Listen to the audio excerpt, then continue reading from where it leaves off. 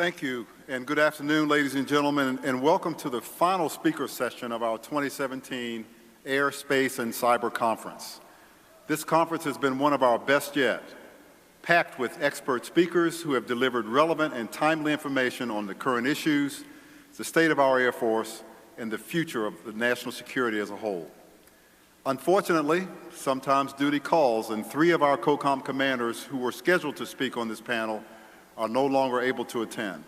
However, we are thrilled to have the opportunity to hear from the commander of the U.S. Strategic Command, General John Hyten.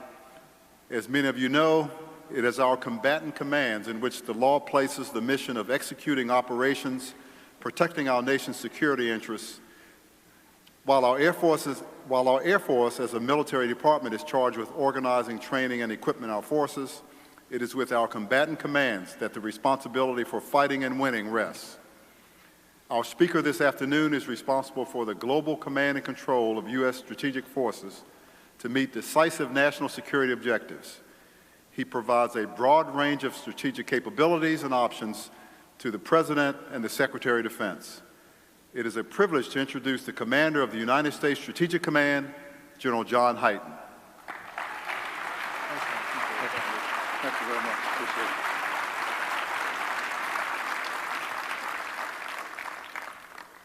Hello, General Everhart. How are you? Good afternoon, everybody. I was wondering if anybody's going to show up. So I see General Cotton. You got to have General Boussier. That's good. A bunch of missileers and aviators over there. Well done. You know, I used to think the worst slot. God, hello, Dash. How are you? I thought the worst slot in the AFA symposium had to be the slot after the Chief of Staff. And twice I've been in that slot. But now I get this slot. But the good news was I had my buddies coming with me. So General McDougall, General Robinson, General Brown, they're all going to be here. It's going to be a good time. We'd stand up here, we'd talk about what's going on in the world, wouldn't have a lot of prep. And then like 2 days ago, General Robinson, I'm not going to make it. General Brown, I'm not going to make it. General Brown, you're on your own, man. Have a good time. Talk for an hour, everybody will love it. So it is great to be here. I tell you one thing, I never for the life of me thought I would grow up and be the commander of Strategic Command. It's impossible. It's absolutely impossible. It can't happen. A blind kid from Alabama that doesn't fly an airplane can't grow up and be the commander of U.S. Strategic Command. It's just not possible. But it did. And so the greatest thing I get to do every day is I get to work. I get to command an organization that has 184,000 of the finest Americans that you can ever come across. Soldiers, sailors, airmen, Marines. And I get to do it. And the best days, believe it or not, are not days like today when I get to come and stand up in front of a bunch of people and talk. The best days by far is when I get to go to F.E. Warren and see General Cotton, and I get to go out in the missile fields, or I get to go to Barksdale and see the men and women at Barksdale and look at 8th and 20th together underneath Global Strike Command and understand what they're doing. That's the best part of the job. The best part of the job is getting underway under the Atlantic in the USS Tennessee, or being in a nuclear submarine in France and England, in the Pacific, doing a change of command on top of the USS Jacksonville. Airmen just don't get to do that, but I've got to. So I feel very lucky to be where I am. But oh my gosh, we live in a crazy world, as General Rand said yesterday. So let me talk a little bit about U.S. Strategic Command from an airman's perspective first, and then we'll walk into the joint world. Because we are among airmen, so it's great to be home. Next chart. So let's talk about U.S. Strategic Command. Let's talk about it from a history perspective. So 1946, not U.S. Strategic Command, but Strategic Air Command. SAC was born in 1946. And who was the first commander of Strategic Air Command? Not that guy. First commander was George Kenney, another hero of World War II, hero of the Pacific. Amazing. But the command was not in Nebraska at that time. It was Curtis LeMay who brought the command to Omaha, Nebraska, in 1948. And he was the commander from 1948 to 1957. And that is a capture of the painting that's on the wall outside my office.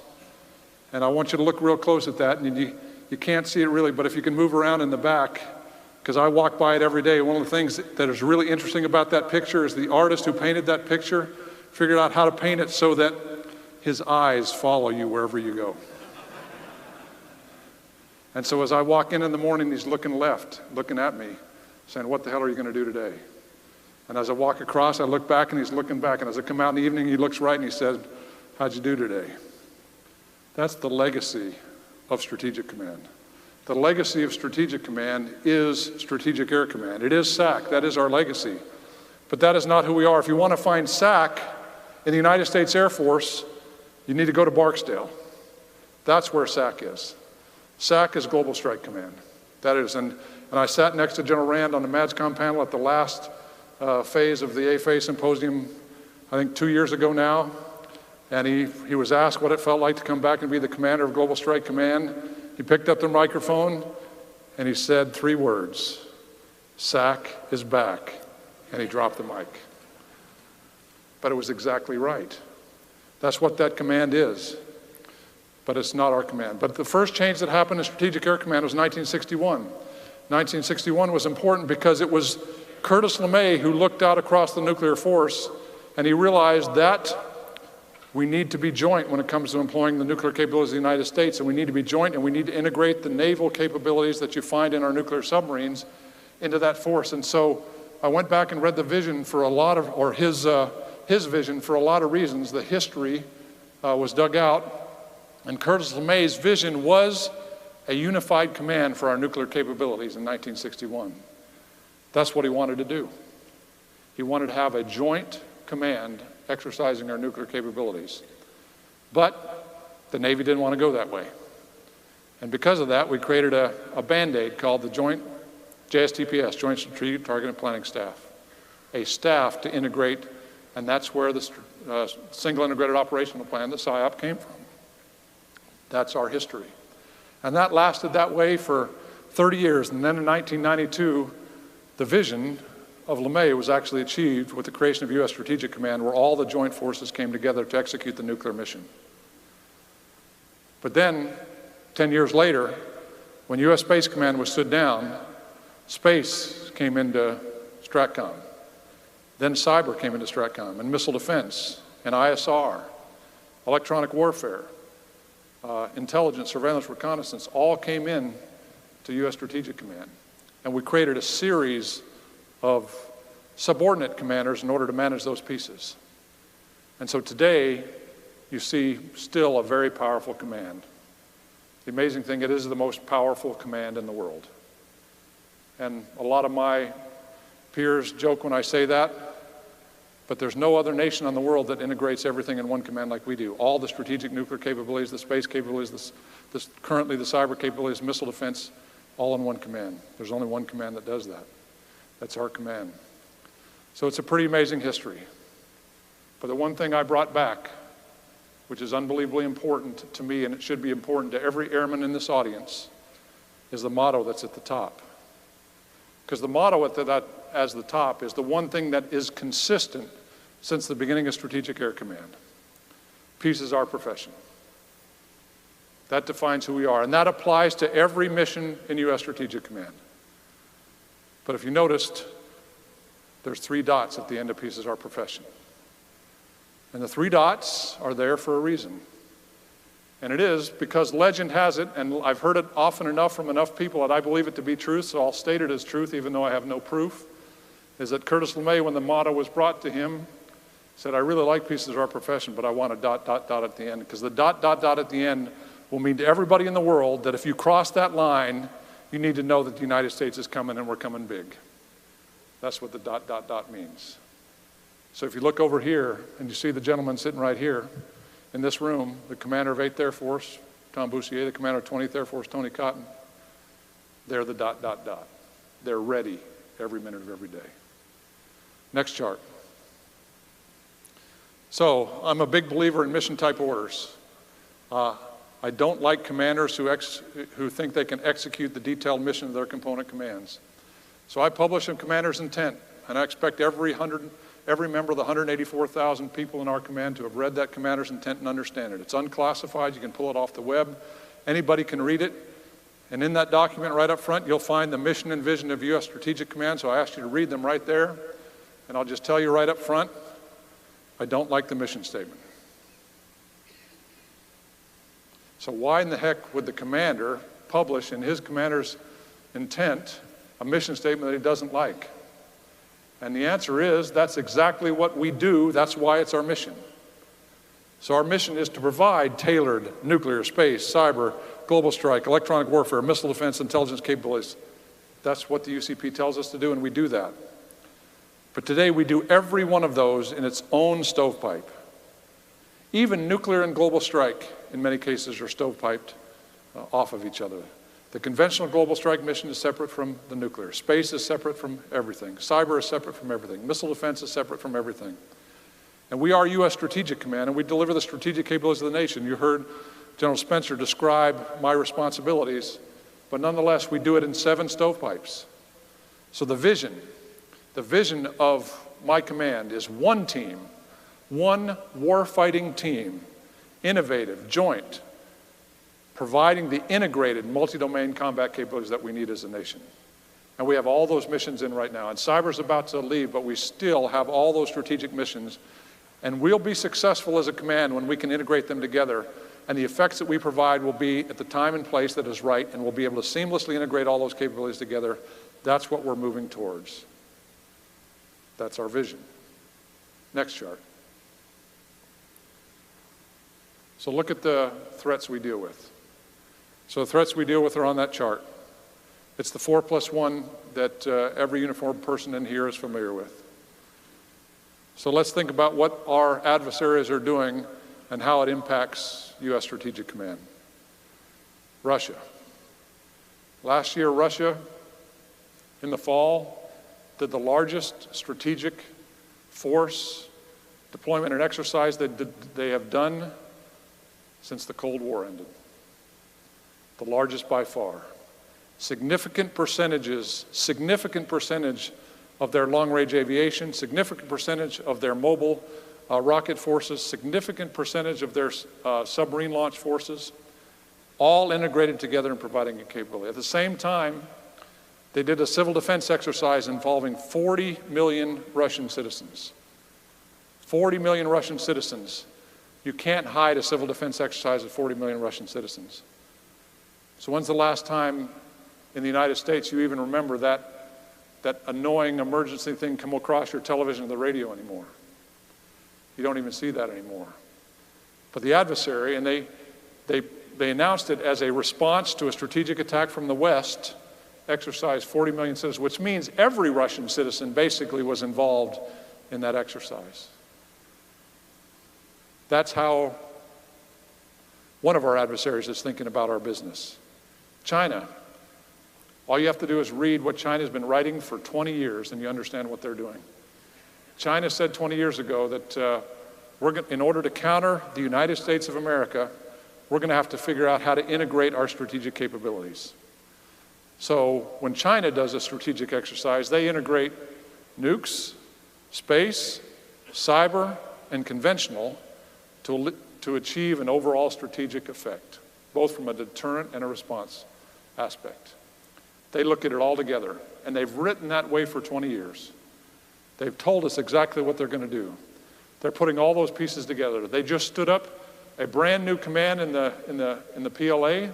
The command is called the Strategic Support Force. In the Strategic Support Force is space, counterspace, electronic warfare, cyberspace, under all one command in order to achieve the strategic effect they need to do to support their strategic deterrent element. Why are Russia and China thinking that way? It's simple, because they've been watching us. They've been watching us since the first Gulf War. They've watched us create the most dominant conventional force in the history of the planet. And they looked at it and said, how did they do that? Can we counter that threat directly? And the answer was, we can't counter it directly, but we can counter it strategically. We can counter it in nukes, space, cyber, electronic warfare. That's where we can counter the advantage the United States has built. And so they're going down that path. And they haven't hidden it. They've said it out loud. They've said it in speeches. Vladimir Putin said in 2006, we're going to modernize 70% of our nuclear force by the end of the decade. And whether they get there or not, you can ask General Jameson whether they get there or not, but at the end of the decade, they're going to be a long way there, and we're going to still be sitting at 0% because we won't have started our modernization programs. North Korea. I'm sure everybody on this stage has talked about North Korea this week. But the thing about North Korea is they're moving fast. And 2 years ago, I kept getting questions about the fool in North Korea that was just blowing up missiles. And it scared the heck out of me when I started getting those questions. The reason is because when I started in the space program, which was, yes, a very long time ago, we were blowing up missiles too. General Schriever, who we'll talk about at the end of the speech, when he first started down the Corona program, building the first overhead spy satellite, blew up or failed 13 times in a row before he succeeded. Imagine doing that today. But North Korea is going fast. Iran, the JICPOA is holding right now on the nuclear side, but they're building ballistic missiles all over the place. Short range, medium range, long range, space range, all kinds of things are going that way. And we have this violence extremism threat that is there, it's going to be there, it's something that we have to be concerned about all the way through, and everything we do in Strategic Command has to be there to support all those threats. That's the environment we deal in. Next. So, November the 3rd, last year, I showed up at Offutt. A day that you never think is going to come. A day you become a combatant commander in the United States military. My family's there, everybody's there. Friends from every assignment I've had, Chairman, Secretary of Defense, 10 o'clock in the morning the change happened, 11 o'clock it's over. Noon, I walk into the Doherty Conference Center at Offutt to meet with all my commanders. And I look around the giant table, and the giant table has every commander that works for me, down to a couple of colonels, Navy captains, that are at the end of the table because they work directly for me. And then I look at the agenda, and every one of those commanders around the table has a speaking role, with the exception of the 4-star Navy Admiral Phil Davidson to my left, and the 2 Air Force 4-stars, General Robin Rand and General Jay Raymond to my right, who don't have speaking roles because they're not operational components to STRATCOM. All the other commanders around the table are their operational components. And the other thing that struck me was, holy cow, all those components actually work for these 4-stars. Why can't I just turn to the 4-star and say, what the heck's going on? How come I don't have a warfighting structure? Because STRATCOM, even though we're listed as a functional combatant command in the Unified Command Plan, STRATCOM is the ultimate warfighting command. It is our nation's ultimate power, and it is a warfighting command from beginning to end. So how come we aren't organized as a warfighting command? How come we have functional components all the way through? How come we have standing nuclear task forces across the board that work directly for me? Because if you have an organization like this, guess where the only integration happens in that command? In my office. And I don't know about you, but I'm not smart enough to command an organization like that. I just can't do it. And I want an organization that is organized for warfighting. So, on June the 16th, we pull the trigger. And here's the new organization of STRATCOM. Everybody see an organization like that before? It's really not that difficult. On the 30th of September, we'll achieve IOC of the new air component. The air component is going to be General Robin Rand, the Commander of Global Strike Command. He'll have an AOC that works for him, and he'll have a direct coordinating authority with the tanker and airlift business at the 618th AOC, just like we do in every other warfighting theater. And when I need an air solution or a missile solution to a problem, I will look to one commander to give me that one solution. That means I want an integrated bomber tanker solution. I want an integrated ICBM solution. I want an integrated solution from the air component. That's the way it's going to work. We're going to have a 4-star maritime component. We'll take our time working through that because the task forces we have right now work just fine, but the Navy agrees they would like to have a single maritime component under STRATCOM. We're going to have a space component because space is big in this, and the space component is not going to be subordinate. It's going to be the 4-star space commander, and that is General J. Raymond, and we'll put the joint forces under him. And then we have missile defense. Because one of the interesting things about Strategic Command, and I use the word interesting because it can be defined any way you want it to be defined, is that I have some very unique responsibilities when it comes to missile defense. I, the Commander STRATCOM, am the coordinating authority from all the combatant commands for missile defense. That's why I have a joint functional component for integrated missile defense. I'm also the approval for operational tests and the certification authority for any missile defense system that is delivered. A combatant command certifies systems before they can deploy. I think that's a service responsibility, but somehow it's assigned to STRATCOM. So in the BMDR, we're going to address this issue, but until then, I will have a missile defense component because I have to be able to execute those responsibilities. But basically, look at that. And if you lay the service component on top of that, son of a gun, they're the same people. What do you know?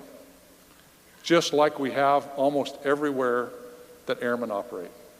Just like we have almost everywhere that sailors operate. Just like we have everywhere that soldiers operate. That is the way we organize for warfighting. And if you're in a warfighting command, that's how you should be organized, and that's the way we're going to go. Next chart. So I have 3 priorities in my commander's intent. Those 3 priorities are quite simple. So I run through them fairly quick. Priority number 1, above all else, we will provide strategic deterrence. Next. Priority number 2, if deterrence fails, we will deliver a decisive response, and we'll do that in a way that means everything that those words say. And priority 3 is we'll do it with a combat-ready force, resilient, equipped, trained, and ready, a combat-ready force. And the interesting thing about STRATCOM is every time I say that, and everybody in this room, probably 90% of you, as soon as I said strategic deterrence, decisive response, combat-ready force, you went to the nuclear mission in your mind. And that's where you should start. But that's not where you finish. Because those 3 priorities apply to every mission in U.S. Strategic Command. So if war extends into space, no, by the way, there is no such thing as war in space, there's just war. But if it extends into space, then we need to be able to ideally deter that from happening. If that doesn't work, we'll provide a decisive response, and that decisive response may or may not be in space, but it will be decisive. And we'll do it with a combat-ready force of combat-ready airmen that are trained to operate in the denied environment that space has become. It applies to cyber, it applies to missile defense, it applies to electronic warfare. It applies to every mission in U.S. Strategic Command. But somehow, we only think about strategic deterrence from a nuclear perspective. So we have a problem there. And the airmen in this room need to start thinking about that problem. And the problem is that strategic deterrence in the 21st century does not equate to 20th century deterrence. The fact that we have 1,550 deployed strategic nuclear weapons under the New START Treaty, and the fact that the Russians have 1,550 weapons on the New START Treaty, does not provide the total strategic deterrence of our nation. Strategic deterrence in the 21st century involves any strategic attack on the United States, and that strategic attack can now come through space, come through cyberspace. And if you think that's not true, imagine a world where through cyberspace we lose our entire electrical grid. Through space we lose all of GPS that is for the world. If we lose GPS, we lose the ability to get gas out of gas stations. We lose the ability to get money out of the ATM. We lose the ability to go to the bank. We lose the ability for stoplights to work. You have pure chaos in the world. We have to defend against those attacks. That is a strategic attack with a strategic effect. We have to figure out how to do that. But if war extends into space, the response may not be space, but it needs to be strategic, and we have to figure out what that really means. This is a multipolar world we live in, not a bipolar world like it was in the Cold War. When it's a bipolar world, all you have to worry about is your actions. What do the Soviets think about your action? When you're in a multipolar world, everybody watches you everywhere. Any action we take in the Northwest Pacific today impacts multiple nations. Anything we do in Europe impacts multiple nations. Everything we do in CENTCOM is watched by the entire world. It is a multipolar, multi-domain problem, and strategic deterrence is fundamentally different than it was last century. And we have to figure out how to talk about that. We have to figure out what that means. Because our job is to be able to provide the Secretary of Defense and the President of the United States strategic options to deal with in our most difficult times. And those strategic options need to cross the spectrum of what we can do as a nation. Next. So a lot of people ask me, what worries you the most? What keeps you up at night? It seems to be a favorite question for the Commander of Strategic Command. Because I think everybody expects me to go right to talk about Kim Jong-un and North Korea. Or maybe I go and talk about Russia. What I talk about is that I'm very concerned that our nation has lost the ability to go fast. And that we have adversaries now, and we see proof in those adversaries that they're going faster than we are. Faster than we are on nuclear modernization. Faster than we are in building hypersonic glide vehicles and hypersonic deployed weapons that are very difficult to counter. Faster than us in space. Faster than us in building counter space capabilities to deny space. Faster than us in cyber. So I ask myself, how is that possible? Because one of the greatest strengths of our country, one of the greatest strengths of our Air Force, one of the greatest strengths about the entire joint force we operate in is we've always been able to leverage the industrial base and go faster than anybody else in the world. And now we're not. We are not. Other people are going faster than us. So I went back and I looked at the beginning of the Navy nuclear program. And I looked at Rickover. And then I went back and I looked at Schriever, who's one of my heroes. And the interesting thing about Schriever is that, I think everybody in here knows General Schriever, but my guess is very few people in this audience know General Phillips. And if you want to know who was the key to Minuteman I, all you need to do is ask General Schriever, and he'd tell you it was Sam Phillips. Because the Minuteman I program was structured by a small number of airmen in a little red schoolhouse in Los Angeles in 1957, initiated by Congress in 1958 with $214 million of appropriation, and then $2 billion of appropriations for the next 5 years. And when we got to 1964, we had invented a 3-stage solid rocket ICBM with a very similar capability that we have today in the Minuteman III. We deployed it at 5 Air Force bases across the country in 800 brand new missile holes with brand new infrastructure, with brand new nuclear command and control across the board, brand new copper cables that went all the way across the Midwest in order to hook everything together, nuclear hardened, EMP certified, all those capabilities, 5 years, total cost in today's dollars, $17 billion. And today, our program, the GBSD program, IOC 2029, FOC 2035, 400 3-stage solid rocket ICBMs, refurbishment of missile holes. The nuclear command and control is a separate budget. Total cost estimate right now, $84 billion. Slow, expensive, that's the way it is. So when I've said that now for a few times this summer, trying to get people's attention, and it has been reported in the newspaper that I have trashed the acquisition community, or I have criticized the test community, or I'm criticizing Congress and the budget process. Only one is ever reported.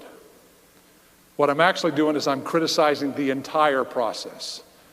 And it starts with the budget. If you don't have a budget, if you want to know why General Schriever was successful was successful because, number one, he had simple requirements. Everybody understood what they were. On the first of the year, every year, he got his full budget. If he needed more money, he went back and he got more money. He was able to structure the program accordingly. He also had Sam Phillips, who was the program manager of Minuteman I. Sam Phillips understood what it took to go fast. He understood what it took to take a risk. He understood how to take smart risk. He understood that failure was part of the process and we needed to fail every once in a while in order to move forward. He understood that integrating 3 stages together and firing it off for the first time is actually not any riskier than doing it one at a time, as long as you understand how each one of those things work. Why is that important in our nation's history?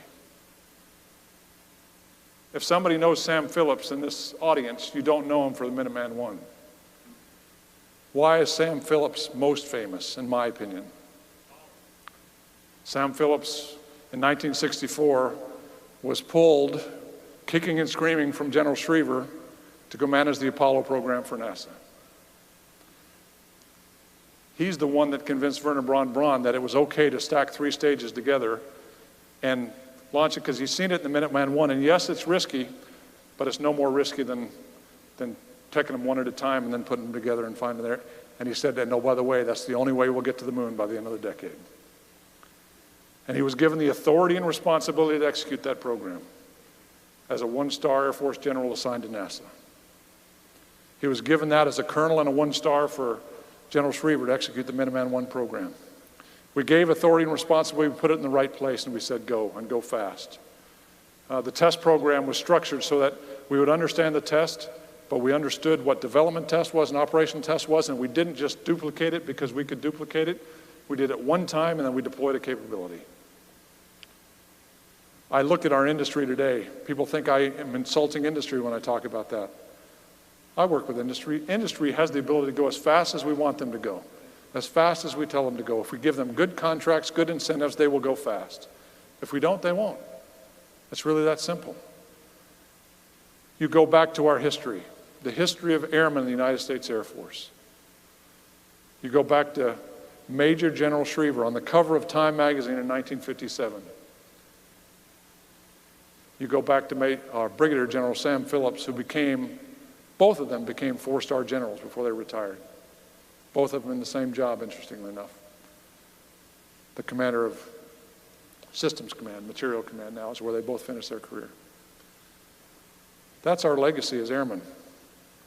This is our legacy as the Joint Force. This is our legacy as a nation. We have the ability, if we want to go fast. All we have to do is put the right people in the right place, put them in charge, give them the authority, responsibility, have a budget, for gosh sakes, on the first of the year, and then figure out how to execute and go fast. And I tell you, when you have threats, like I talked about earlier, that are going faster than you are, it's not just because it's the right thing to do, it's because it's for the security of this nation. We have to go faster, and we're not. And it is frustrating the heck out of me. And I ask everybody in this room to make sure that as you go forward wherever you work, in industry, in the Air Force, in the Army, Navy, Marine Corps, wherever you happen to work, one of our things that we all have to do is talk about going faster than our adversaries and look at the threat. And if we're not going faster than the threat, then it's wrong. I don't care what it is, it's wrong if it's not faster than the threat. So I've said enough there. Next chart. Holy cow. U.S. Strategic Command. A global warfighting command. The most powerful command in our nation. We do amazing things every day. And we focus so that we are ready to respond to any threat that requires our capabilities. That's who we are. I'll be looking forward to taking your questions. Thank you very much.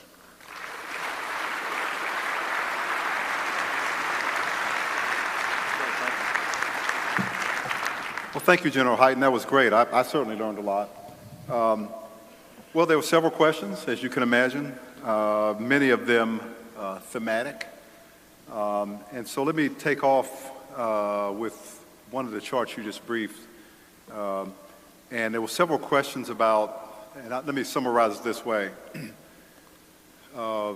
We've been told all week that the Air Force is too small for its mission. We've talked a lot about the lack of resources, the age of our aircraft, the lack of pilots, the lack of maintenance folks. We don't have a budget. We're looking at another CR. And the basic question is, given all those things that the Air Force is wrestling with, how can we go fast? So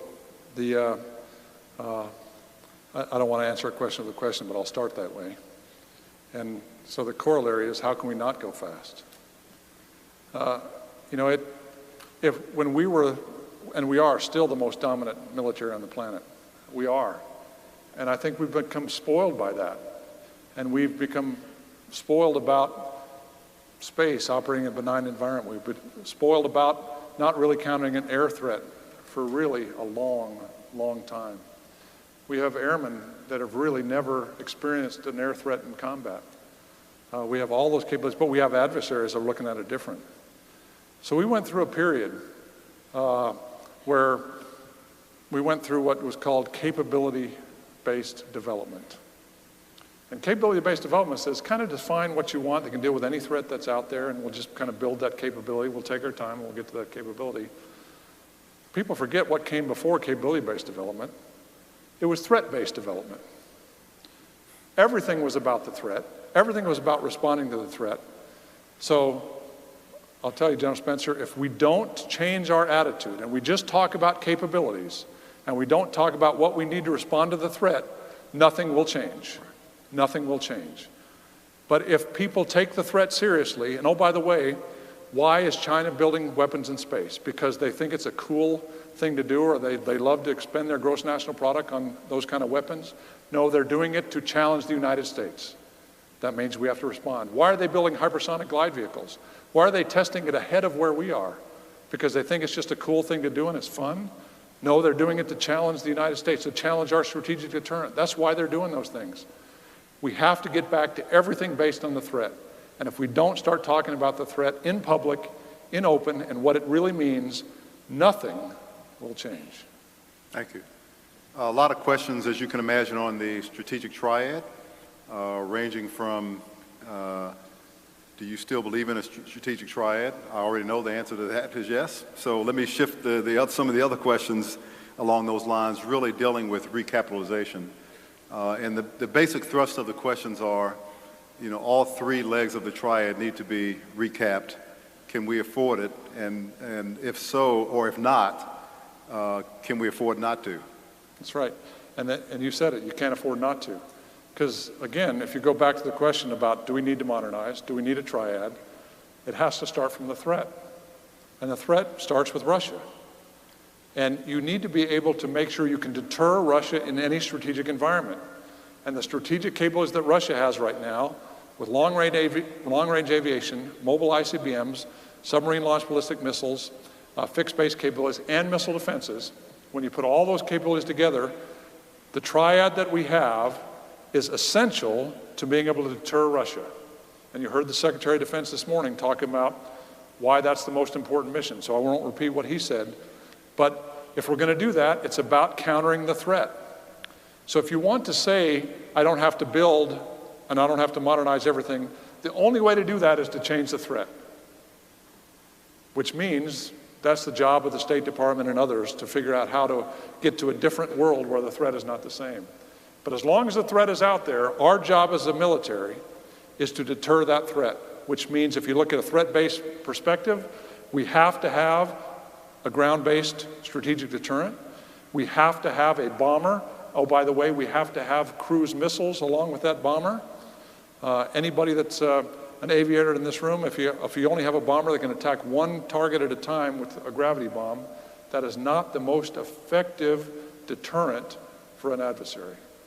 You have to have that. You have to have a submarine, and you have to have a submarine with modernized capabilities, and you have to have modernized nuclear command and control, and you have to have modernized weapons. You have to have those capabilities unless the threat changes.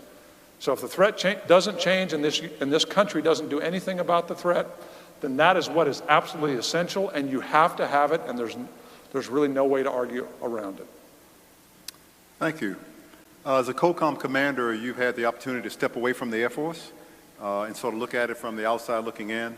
Having done that, is it your opinion that the Air Force is doing a good job to prepare its officers and NCOs for joint duty? So, no.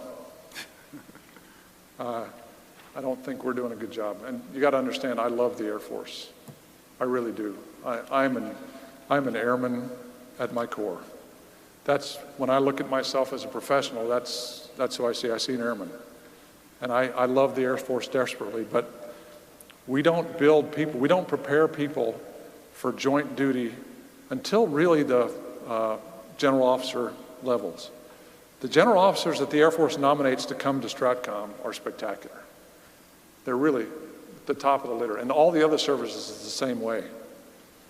But the lower you go in rank, we don't prepare people well to go into the joint community. People don't understand the joint community. They don't understand joint operations. We have to teach them that when they come to our command. And we are, but when you don't do that, that puts us at a disadvantage, us as airmen in this case, as a disadvantage with other services. Because other services are focusing on doing that from the major perspective forward.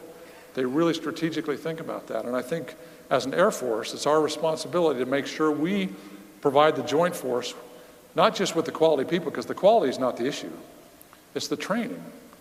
We don't really train people effectively for those joint duty assignments. And so when they come to STRATCOM in particular, and I've talked to other combatant commanders, we have to build that up. And it shouldn't be that way. Okay. Can you discuss the threat of EMP attacks on the U.S. and what are we doing to counter that threat? So the reason I'm laughing is that during my confirmation hearing last, whenever it was, October, I guess, a year ago now, I got that question from Senator Wicker from Mississippi. And he said, so General, have you read the book 1 second after? And I said, no, Senator, I haven't. He said, well, let me tell you about the book. So he gave me a 30-second description of the book, which is about EMP pulse going off, and it's a novel written. So he gave me the 30-second description. He said, so now give me an assessment of the book. And so guess what? I went and read the book. My crack staff, when I got home, had, hey, you ought to read this book. And it's a book about EMP. But I've looked at EMP since I was a young officer, young engineer, because I was building systems to respond to EMP. An EMP pulse is a very dangerous threat, and it's a realistic threat. It's something that would basically, if you're not nuclear hardened, it will basically shut down any digital computer that is operating in the range of the EMP. So if you set off an EMP, a high altitude burst EMP, basically every light in this hotel is going to go off, every computer is going to go off, every cell phone is going to go off, and every automobile in the parking lot will no longer work. That's what an EMP does. Therefore, we have to be able to respond to that EMP. And so I was asked, is STRATCOM ready to respond to an EMP attack? And the answer is yes, because we have nuclear hardened satellites, nuclear hardened command and control shelters. We can be able to respond to that, et cetera. But our nation as a whole has not really looked at EMP. We've not looked at the critical infrastructure that could be damaged by EMP. And we need to kind of take a step back and look at that entire threat. Because it is a realistic threat. You can use a nuclear weapon. The most likely way to create EMP is with a nuclear weapon. And you don't have to actually kill anybody directly with a nuclear weapon to create that horrible EMP pulse. So we have to think about what that means and how we would respond to it. And we haven't really stepped up. But if there's any good news in that story, it is STRATCOM will be able to respond to that kind of attack because our capability survived through that kind of attack. Sure. You mentioned your first priority was deterrence, and one of the questions was, can you discuss or describe what deterrence looks like in space and cyber? So there is no such thing. You know, I actually, for whatever reason, it took me a long time to come to that realization. Deterrence is about an adversary. It's not about a place. You don't deter space. You don't deter cyberspace. It's about an adversary. So to take space. If something bad happens in space, there is something really bad going on this planet somewhere. Somewhere with an adversary. There's some significant conflict going on in this. And so the first thing I'll do Say the conflicts in the Pacific, and we suffer something going on in space and cyber. The first thing I'm going to do is I want to talk to Admiral Harris, who's in the Pacific, and find out what the heck is going on there. So what we want to deter is our adversaries. We want to deter our adversaries from carrying a war into space, which means we need to use all the tools of deterrence to influence the adversary not to take the war into space. Now, the other thing to think about is deterrence is about deterring strategic attack against our country and our allies. That's what deterrence is. People think deterrence is about eliminating weapons. No, deterrence is about making sure weapons aren't used against our country, because we'll either impose such a cost on the adversary that they can't stand it, or we'll deny the benefit they want to do because we can defend ourselves so well, and we communicate that credible capability so that everybody understands what that is. And we're going to have to do that with our space capabilities, our cyber capabilities, our conventional capabilities, our nuclear capabilities. That's what 21st century deterrence really is. It's all of those pieces together to deter our adversaries, because if you just think about space and you just think about cyber, you're not thinking about what is motivating our adversaries to go that way. So deterrence is about an adversary, not a place. Okay. In the spirit of total force, do you ever see a reservist or guardsman taking on senior positions in a combatant command? Well, I personally have no trouble with that. The smartest person on nuclear execution in my command is Major General Rick Evans, who's a guardsman from Lincoln, who I asked him the other day, how many nuclear exercises have you done? And he doesn't know, but it's either in the hundreds or thousands. He can do it. He understands the nuclear capabilities of this country backwards and forwards. He's the most significant advisor, trainer that we have in the command. He happens to be a guardsman.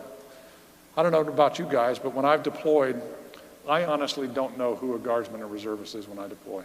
I really don't. I've been shocked multiple times at 1, 2, and 3 stars that I've worked with forever when all of a sudden they tell me, no, I'm a Alabama guardsman. What? How long have you been a guardsman? Well, pretty much my whole career. Really? I didn't know that. One of the strengths of our service is that it is a total force. And so my belief is you should pick the best person for the job, and I don't care what uniform they wear, what component they come from, where they are. It's the best person for the job. If it's Navy, it's Navy. If it's Guard, it's Guard. If it's Reserve, it's Reserve. I don't care. I just want the best person for the job. And nobody I know cares what component you come from. They just care that you are competent and you can lead. That's all they're worried about. So I don't have a problem with that at all. Okay. This is an interesting question. How do we balance national missile defense, in parentheses, ballistic missile, cruise missile, against emerging threats, against the cost and the destabilizing impact on our deterrence relationship with Russia and China? So there's 2 or 3 books written on that subject that I would recommend to you as you walk through. So the concept of missile defense is an unbelievably complicated concept. And cost is a critical piece of the piece as you come into it. But let me just talk about missile defense and the overall strategic deterrent, and then I'll walk into it. I won't actually give you a dissertation or recite a book. I'll just give you the big pieces. So probably the biggest piece is 3 elements of deterrence. I went through them a while ago. Impose cost, which is our nuclear capability. That's the ultimate imposition of cost on an adversary to prevent them from acting. Number 2, deny benefit. Guess what our missile defenses do? They deny the adversary the benefit from an attack, because if North Korea launches a ballistic missile at the United States, we will shoot it down. We will. So whatever benefit they have in their calculation that think they're going to achieve because of that, they will not achieve it because the missile defenses will shoot it down. So what is the value proposition of that capability to deny the benefit to North Korea? To me, it's almost infinite. Whatever you have to pay to do that, you have to pay. But in the overall construct of missile defense, one of the things that we have to do in the overall deterrent construct is we need to figure out, so how much and what kind of missile defenses do we need? As long as we're on the interceptor train, we need the most effective interceptors we can, and we need to be looking at new technologies like directed energy in particular, to figure out how to change the cost equation to put more of the advantage on the defense rather than the offense. We always need to be looking at that. We need to figure out how to integrate the other domains into that equation so we understand what is the best sensor suite. And right now, it's a ground-based focused sensor suite, and I believe that it should be a space-based sensor suite that enables the missile defense, because in the long run, it's actually cheaper. Because I don't know how many islands in the Pacific and islands in the Aleutian and middle of Alaska we're going to build giant billion-dollar radars that only protect one thing. When you can put capabilities in space, yes, that cost an equivalent billion of dollars, but cover the entire planet, that then enables that. So you got to change the cost equation as we go through that by looking at the entire enterprise. So it's about the fundamentals of deterrence. And denying benefit is extremely important, and that's what missile defenses do, so that has to be part of the architecture. But when is the last time you see somebody in academia, in a think tank, write an integrated deterrence story that talks about the integration of offense, defense, space, cyber to create the effect? I don't know of any in the United States that integrate those together, but I can point you to some very good Chinese articles. So we need to think about it differently. Okay, General Hyten, one final question. And one of the great things about this week is, as you can see, we've got a sea of blue uniforms, and one of the things we're really happy about this year is a lot of those uniforms were young folks, young lieutenants and captains, young airmen and young NCOs. And almost every forum we've had, there's been questions about work-life balance. And you have a very busy job, a very responsible job, some would say stressful job. How are you able to balance that with your responsibilities to the nation, with your responsibilities to your family? So the smartest thing I ever did was marry Laura. Because, yeah, those of you know her, I just heard some applause. That's the smartest thing I ever did. Because guess what? If I was left to my own devices, and I can tell you that's the way I was as a young officer, and actually my first 10 months in Squadron Command, I was that way. I was in the office when I was a first-year squadron commander, probably 16 hours a day, at least 6 days a week, sometimes 7. I was in the ops center on mids. I was in the dorms in the mornings. I was everywhere because I thought that's what I had to do, and I was like so excited to be a squadron commander. That's what I wanted to do, and Laura was just beating on me, and then there was 3 master sergeants that worked in my squadron, and the 3 master sergeants saw me frustrated one day, and they were the 3 senior NCOs in the organization, 250-person squadron, 101st Term Airmen. The commanders in here can understand the challenges that come with that kind of organization. And so they came into my office and said, "Sir, we can understand your frustration. We can see it. Why are you frustrated?" And I said, "Man, I feel like we're doing good as a squadron, but I can't get through to the airmen. I'm trying everything I can do, and we keep having these discipline problems. I can't get through to them. I know every one of them by name on the dorms. I'm doing this, I'm doing that." And they looked at me and they said, "Sir, why didn't you just ask us to take care of the airmen? That's our job. Why don't you just be our commander? If you would just be our commander, I think we'd all be a little bit happier." You know, those 3 master sergeants, Jim Patton, Robbie Robinson, God, just amazing, amazing folks. They looked out for me, and then my wife watched me to make sure I wasn't there. So I made a commitment that day that I was only going to be a commander if I was a commander. I wasn't going to do the NCO's job. I wasn't going to do the DO's job. I was just going to do my job. And then Laura said, "Why don't you come home for dinner every night?" And so every night for dinner, I came home. I would leave the office at 5:30. Now, every day at STRATCOM that I'm back at home, I actually go home roughly 6 o'clock at night, 1800. I go home and I have dinner with Laura. Now I have a skiff in my basement, and I have... All right, so I'm cheating a little bit there, but I do go home and I have dinner with my family every night, and I have dinner with my wife. And you know the amazing thing about that story? Jim Patton, Robbie Robinson, Bill Broquel, those 3 NCOs, the last year I was in command, I was getting home for dinner. I was seeing all my kids' soccer games. Unless something was, happened to spin up. I was going to school plays and all those things. Yeah, I still got called in the middle of the night and all those things that happen, those things happen. But the second year I was in command, my squadron set every operational record Air Force Base Command had ever seen. We won the Guardian Challenge competition as the best. We won the Henry Award as the best squadron in the Air Force. And I was getting home every night at a reasonable time. And my family life was a lot better. And Laura was a lot happier, which meant I was a lot happier. And I remember that to this day.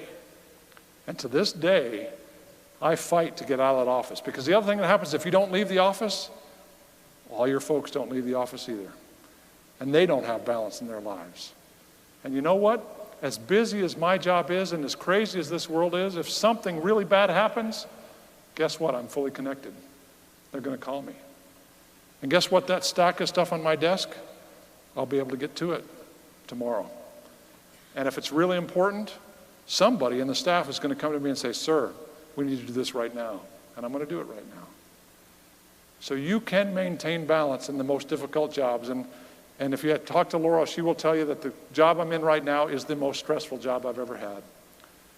Every time there's a launch out of North Korea, I don't know where it's going to go. And every time we're on it, and whether it's the middle of the night or wherever, we're all over it and we understand what it is. And we're working with all the other combatant commanders. It is a difficult challenge to have the responsibility for all the strategic nuclear weapons of the nation. It's a significant challenge to understand that if the nation has its worst history, it's going to come down to me to explain that to the President of the United States so we can figure out what to do. Through one military aid that'll translate what I'm saying to him. It's a challenge to have all those things, but the best thing that keeps everything together is I come home and Laura's there. And I know not everybody is married and not everybody gets to know somebody like Laura, but I'll tell you one last story to tell you the power of a spouse, and then we'll finish. Because I think it's a good story to end the formal conference on. So I was working for the Vice Chairman of the Joint Chiefs of Staff as a one-star. And it was General Jim Cartwright, former STRATCOM commander, United States Marine. And I'll just let you know, I swear to God, he never slept. He never slept. And my standing meeting with him was 05:45 on Monday morning, and I wasn't the first on the calendar. And I was going like crazy all the time, and I was TDY away from my wife. And then I got PCS order, so I actually kind of PCS'd in place. But I started out as TDY, and then Laura had to do the move all by herself. And I went to General Cartwright and said, "Can I go back and help with the move?" And she said, "Okay, you get a day and a half." So I went back for a day and a half. The mover was delayed. I actually left Laura as the moving truck pulled up. Bad moment. All those things are happening. Everything's going wrong. I come back. I'm working for General Cartwright. Laura does the move all by herself. She does everything all by herself. Everything is all set up. She does that all by herself. And then about a week later, all is done. And she picks up the phone. She calls me and she said, "So, John, I understand you got a tough boss and you got a tough job and you're doing important stuff. But here's the deal. I'm tired. I'm going to take a vacation. I'm going to Cancun. I'm taking a date. I'd like it to be you."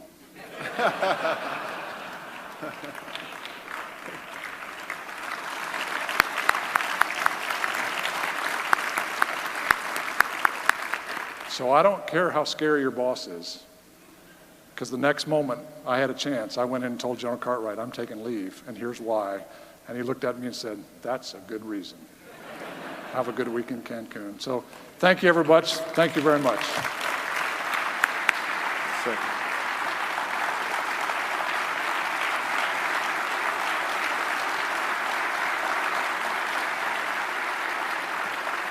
John, we want to thank you for showing up. I got to tell you, it's unfortunate that your colleagues couldn't join you, but I guarantee you, for me and for the audience here, we're certainly glad you came. And you alluded when you started out by being surprised, or you said it was impossible for you to end up in this job. I got to tell you two things about that. One, those of us that know you and have worked with you are not surprised at all. And two, those of you that have known and worked with you are glad you're in that job. So thank you very much. We really appreciate it. Thank you, sir. Great job. Thank you very much. Thank you. Appreciate it. Thank you.